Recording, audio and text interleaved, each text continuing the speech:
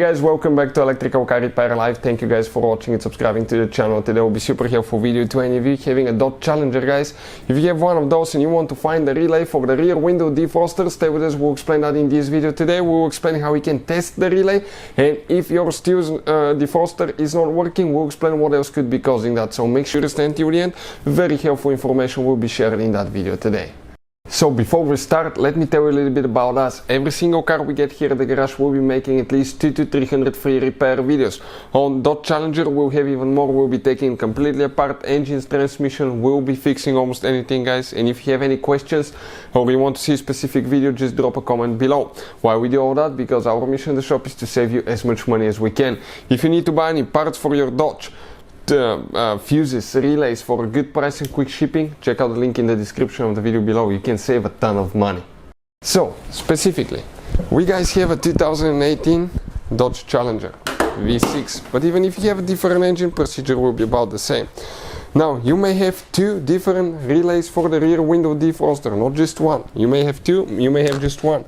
This is, guys, the fuse box. How do you open? You have one notch here, one there. You squish it over each other, you pull it out, you put it to the side, and now that layout here corresponds to what do we have practically. Okay, you can see, guys, right here. Now where is now the rear window defroster relay, guys? Most people may not notice that one, but you may have two different ones, okay, depending on which version you have, which model, which year, and all that stuff. So let's go ahead, okay, and explain which one you need to test now.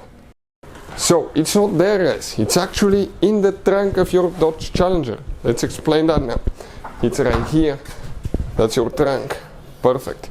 Now we have the cover right here removed, but practically you just flip it, you get to here, and you have your fuse box right there. You press that thing, you open it, and okay, excuse me.